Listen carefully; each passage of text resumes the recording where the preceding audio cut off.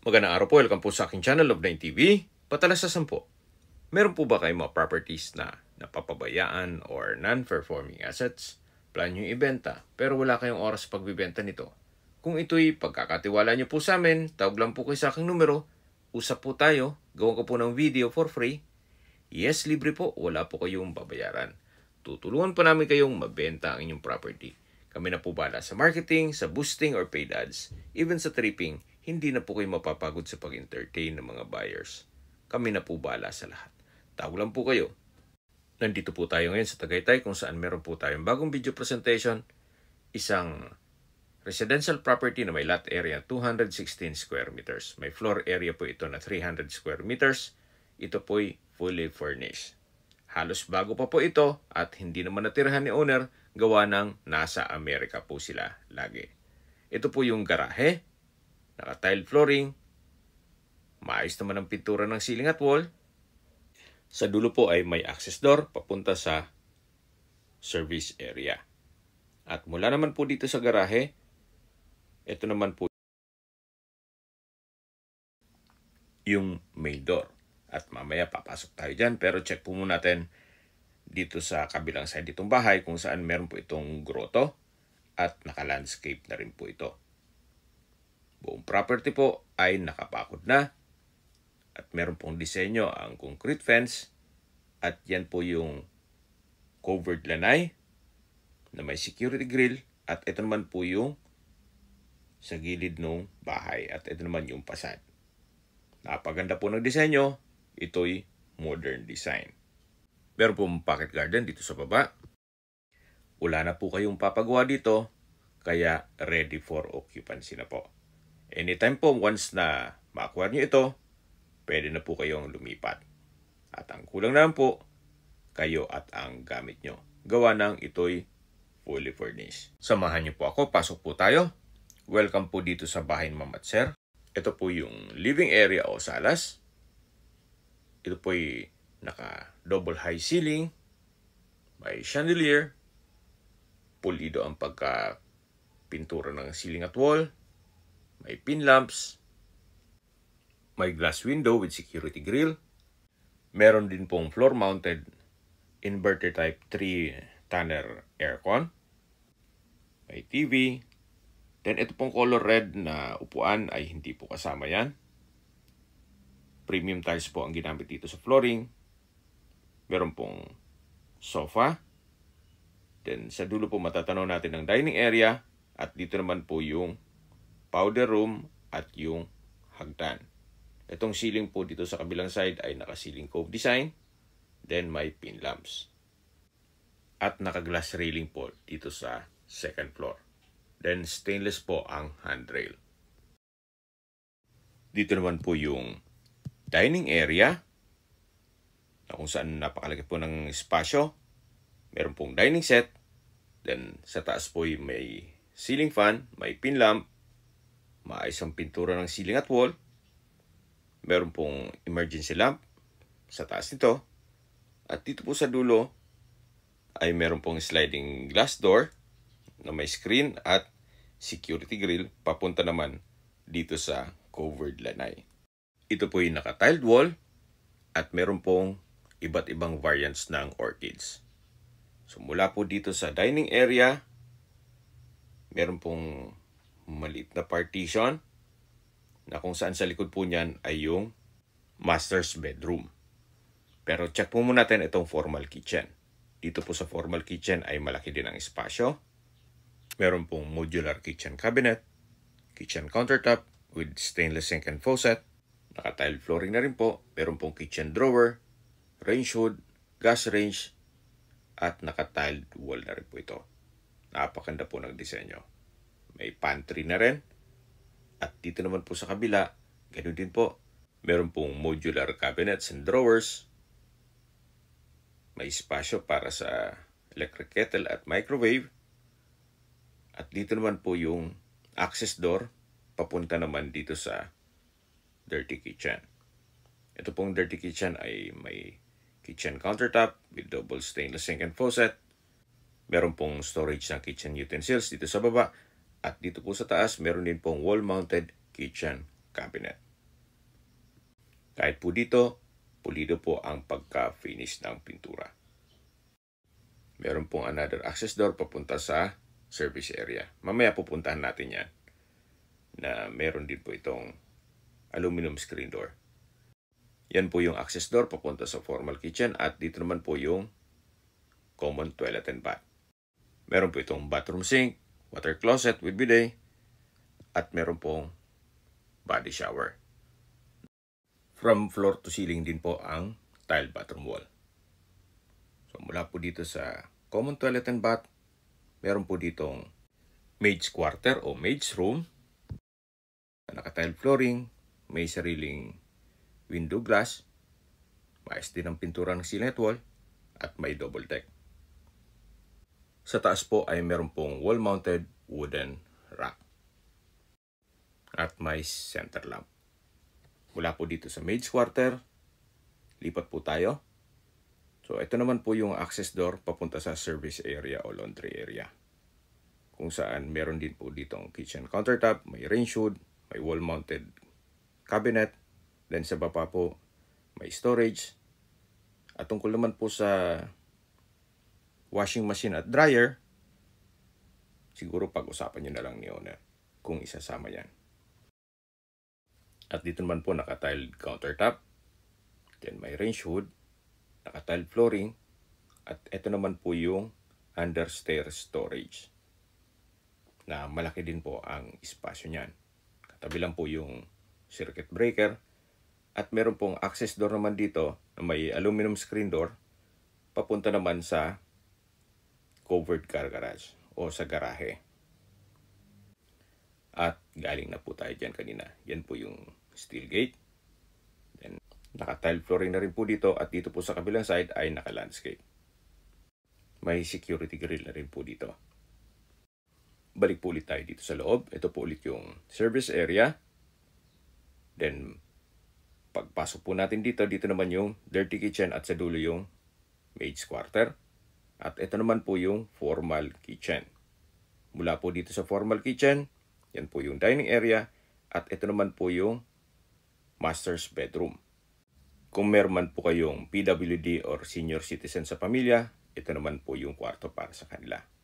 May bed and bed frame, may split type aircon, center lamp, pin lamps, ceiling cove design, window type aircon with security grill, at naka-tiled flooring na rin po. Sa spasyo, malaki po. At dito naman yung walk-in closet. Ganun din po, naka-tiled flooring, maayos ang pintura ng ceiling at wall, at malaki naman ang espasyo. So, kabilaan po yan. Kaya marami po kayong gamit na pwedeng mailagay dyan. Hanggang dito po sa kabila. So, dito na po tayo sa toilet and bath.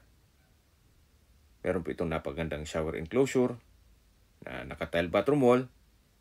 At ito naman yung water closet with bidet. Ito naman po yung bathroom countertop. May bathroom sink with faucet, then naka-tiled wall. Mula po dito, matatanaw natin ang access door papunta sa setback o likod ng bahay. Ito po yung naka-glass door at may security grill. At yan pong natatanaw natin ay yung water reservoir na kakasya po ang 3,000 liters. In case ng water shortage, mapapakinabangan po yan. Then naka-tile din po ang buong water reservoir. Babalik po ulit tayo dito sa loob ng toilet and bath dito sa master's bedroom. Ito po ulit yung walk-in closet at ito naman yung bedroom. Napakaganda po. Lalabas po tayo. So ito po ulit yung partition na katabi lang ng dining area at ito naman yung access door papunta dito sa covered lanai na napresent ko na po kanina. At yung sa dulo po, yan naman daan papunta sa harapan ng bahay. So balik po ulit tayo dito sa loob. Yan po yung formal kitchen na napresent ko na rin. At dito naman po yung dining at living area. So mula po dito sa hagdan, at mamaya aakyat tayo dyan, pakita ko muna sa inyo yung powder room. Napakaganda po nitong disenyo nitong pintuan. Naka wooden and glass door. Sliding po yan. Dito naman po ay may bathroom sink, may water closet with bidet, naka-tile bathroom wall, at may bathroom window. Napakaganda po ng disenyo nitong tile bathroom wall. Labas po tayo para akyat na tayo dito sa second floor. Ito pong hagdan ay naka-wooden staircase, glass railing, at stainless handrail. Pero po itong staircase window with security grill, may wooden rack sa kanto, at ito pong staircase wall ay pulido ang pagkapintura. At dito na po tayo sa second floor kung saan ito po yung family area. Napakalaki po ng espasyo. Sa dulo po may glass window, then naka-ceiling cove design, may ceiling fan, may pin lamps, at may sofa. Ito naman po yung open below, may chandelier, naka-ceiling cove design, may pin lamps, center lamp, window glass with security grill, at ito po yung living area. Then matatanaw naman natin yung main door.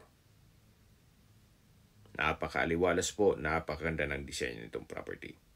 At mula po dito may access door na may aluminum screen door papunta naman sa balkonahe o terrace, kung saan napakalaki po ng espasyo.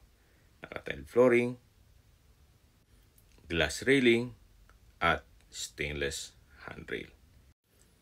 Mula po dito, matatanaw nyo ang mga magiging kapitbahay, kung saan napakatahimik din po ng lugar. At mas maganda po ang view mamaya pag nasa view deck po tayo. Yan po yung fasad. Napakaganda po ng disenyo, modern design. At ito po ay owner's build, kaya hindi po tinipid. Meron pong brick stone design dito sa wall. Then may wall lamp. At mula naman po dito, matatanaw natin yung grotto at pocket garden. Hanggang dito po yung balkonahe o terrace. Balik po ulit tayo dito sa loob. Pagpasok po natin, ito po yung hallway. Then yung family area. At check po natin itong mga kwarto. Kung saan malaki naman po ang espasyo nito. May split type aircon, may bed and bed frame, naka-ceiling cove design, may center lamp, pin lamps, tile flooring, may wardrobe, at meron pong sariling toilet and bath. Dito po sa kanto ay may sliding glass door na may security grill, at ito naman po yung toilet and bath kung saan ito yung naka-sliding door.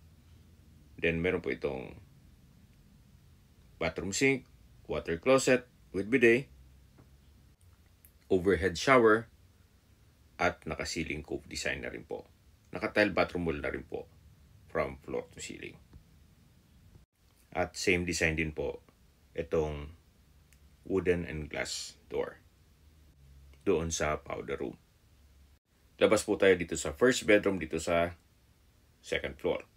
Paglabas po natin, matatanaw natin ang family area na napakaliwalas, napakaganda ng disenyo. At mula po dito, lipat po tayo dito sa pangalawang kwarto, kung saan malaki din ang espasyo. Naka-ceiling cove design, may center lamp, may pin lamp,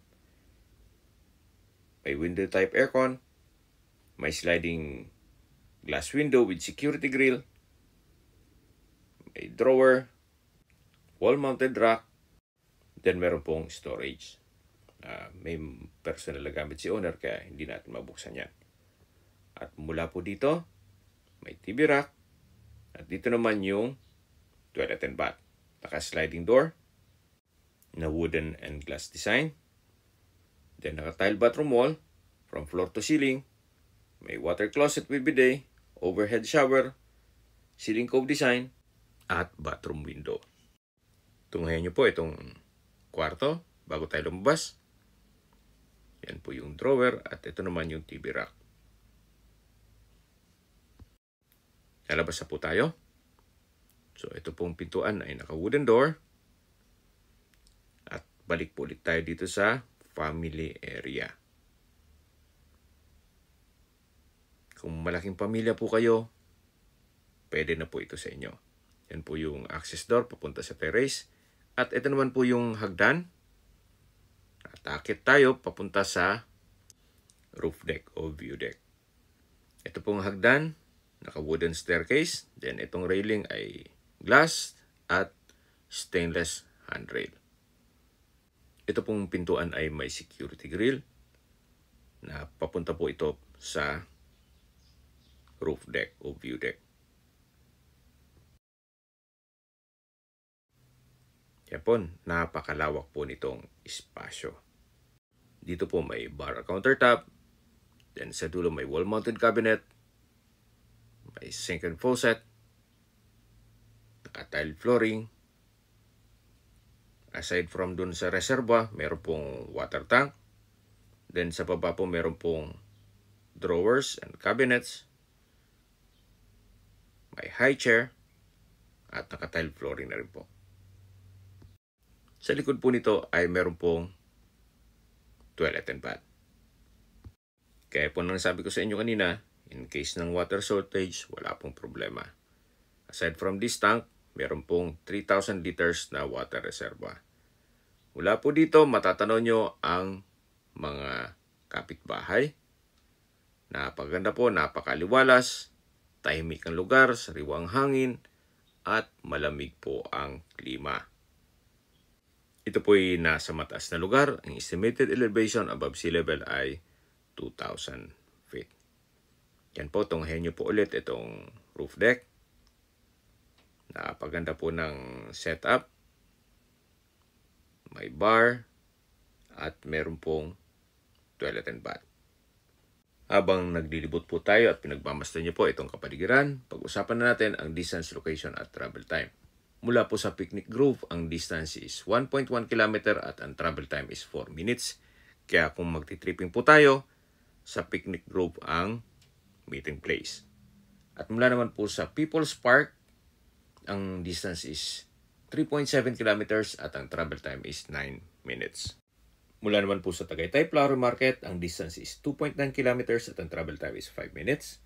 Mula naman po sa Tagaytay Rotonda, ang distance is 5.2 kilometers at ang travel time is 10 minutes. Sa Tagaytay Rotonda po ay kumpleto na rin gaya ng malls, hotels, restaurants, banks, schools, church, at hospital. Yan po yung lagi kong binabanggit sa aking video na dapat nyo i-consider sa paghanap ng property, yung meron pong malapit na hospital. Hindi ko naman po sinasabing sakitin kayo, yan naman po ay for emergency purpose lang naman. Mula naman po sa Calax, Santa Rosa Interchange, ang distance is 15 kilometers at ang travel time is 20 minutes.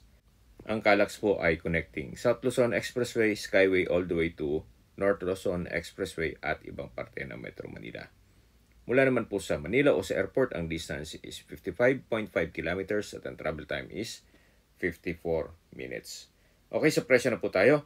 Binebenta po ito ni owner sa halagang 17.9 million pesos net. Ibig pong sabihin, si buyer na po ang sasagot sa lahat ng taxes at expenses with regards to documentation. Kung may mga katanungan po kayo, tawag lang po kayo sa aking numero.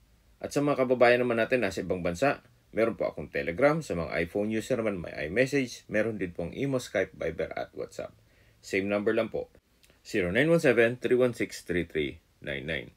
Sa mga nagtatanong naman po ng aming Facebook, meron po kaming Facebook page na Nov9 TV at Facebook Reels video. Meron din pong TikTok at Instagram. Meron din po kami ibang YouTube channel na The Nov9 TV channel at Nov9 TV Listings. Sana po naibigyan yung aming video presentation. Paki-like and subscribe na lang po sa aking channel para ma-update din po kayo sa aking future listings. Kung sakali po hanap niyo yung mas malaking sukat ng lupa, meron din po kami ibang listings na pwede niyong pagpilian. Huwag po kayong mag-atubling tumawag sa amin, then let us know your budget para malaman namin kung anong property pwede namin ilok sa inyo. Sa lahat pong viewers, subscriber at nagtiwala po sa amin, salamat po sa suporta. Ingat po kayo lagi at inyong pamilya. Maraming salamat po.